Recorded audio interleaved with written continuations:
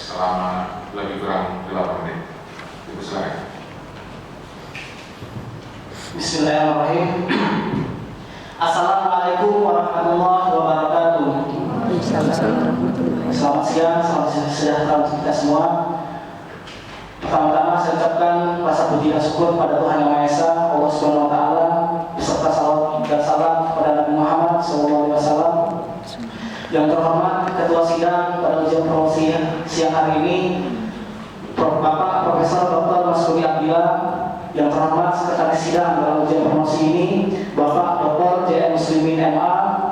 Yang terhormat Promotor Pembimbing dalam tesis ini, Bapak Profesor Dr. Abdul Mujib MSI, serta yang terhormat Dewan Penguji dalam ujian promosi tesis ini, Bapak Profesor Dr. Emrah Tajudin, spesialis andrologi, dan Ibu Dr. Fadilah Suralaga MSI. Serta saya ucapkan terima kasih kepada keluarga besar almarhumah Profesor Dr. Bisma Salman dan keluarga besar saya yang telah hadir dari Sumatera Selatan dan Sumatera Barat, serta rekan-rekan sejawat yang telah menyediakan waktunya untuk menonton saya dalam ujian promosi. Saya ucapkan terima kasih. Ada 3 hal yang akan saya sampaikan dalam presentasi ini. Pertama, hasil temuan penelitian. Kedua, perdebatan akademik. Ketiga, metodologi dalam penelitian ini. Penelitian ini berjudul Coping Religius dan Kerentanan Stres pada Pasien Gagal Ginjal Kronik. Adapun hasil temuan mayor dalam penelitian ini membuktikan bahwa coping religius melalui hubungan kedekatan dengan Tuhan dan hubungan sesama manusia dapat meminimalisir atau bahkan menghilangkan kerentanan stres. Dalam artian kata bahwa individu dengan penyakit kronis yang memiliki tingkat pemahaman dan penghayatan keberagaman yang tinggi lebih kecil risiko terhadap kerentanan stres. Hasil temuan mayor ini berdasarkan hasil analisis statistik, di mana didapatkan bahwasannya hasil signifikasi menurut Nazar apabila di bawah 0,05 maka dapat dinyatakan signifikan. Hasil statistik menunjukkan bahwasannya nilai signifikasi 0,00 dengan kontribusi 42,2%. Dari 5 dimensi coping religius, yaitu menemukan makna, kontrol diri, kenyamanan dan kedekatan dengan Tuhan, menjalin hubungan dengan orang lain. Yang kelima, menciptakan perubahan dalam hidup. Hanya 2 yang berhubungan secara signifikan, di mana di bawah 0,05, yaitu menjalin hubungan dengan orang lain dan kenyamanan kedekatan dengan Tuhan.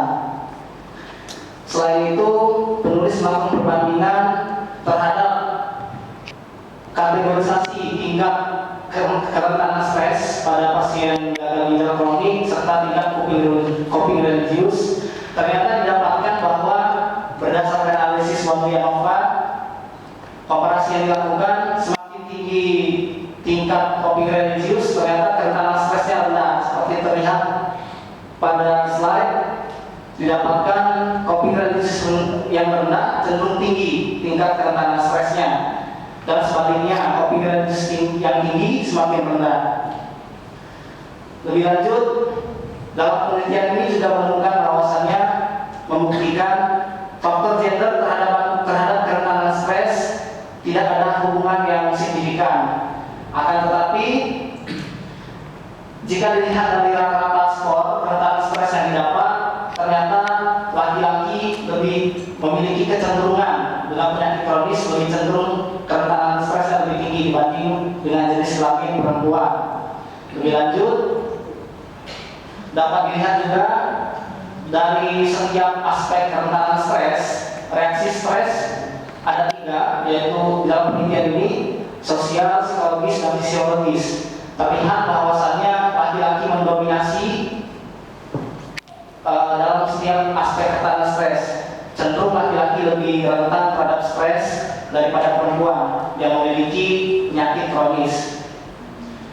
Lebih lanjut, berdasarkan faktor usia, di sini juga tidak menemukan hubungan yang signifikan dari hasil statistik, akan tetapi terlihat bahwasannya berdasarkan hasil komparasi usia yang di bawah 30 lebih cenderung rentan terhadap stres. Usia 51 sampai 60 tahun lebih cenderung rentan terhadap stres nomor 1, dan diikuti oleh usia di bawah 30. Selain itu, selain melihat faktor kerentanan stres terhadap gender, dalam penelitian ini juga saya melakukan analisis. Ditemukan bahwasanya faktor gender, jenis kelamin terhadap coping religius, ternyata dalam penelitian ini ditemukan tingkat coping religius perempuan cenderung lebih tinggi dibandingkan dengan perempuan. Hal itu didapatkan dari hasil komparasi, tapi ketika dilihat dari berdimensi, ternyata hubungan kedekatan dengan Tuhan itu lebih dominan. Perempuan lebih cenderung religius dibandingkan laki-laki. Lebih lanjut, faktor usia dari hasil penelitian ini didapatkan bahwa kecenderungan tingkat coping religius yang tinggi itu pada usia di bawah 30 dan dilanjutkan dengan 41 sampai 40 tahun. Dalam penelitian ini juga didapatkan bahwasannya cenderung rendah tingkat coping religius pada pasien gagal ginjal kronik itu di usia 51 sampai 60 tahun.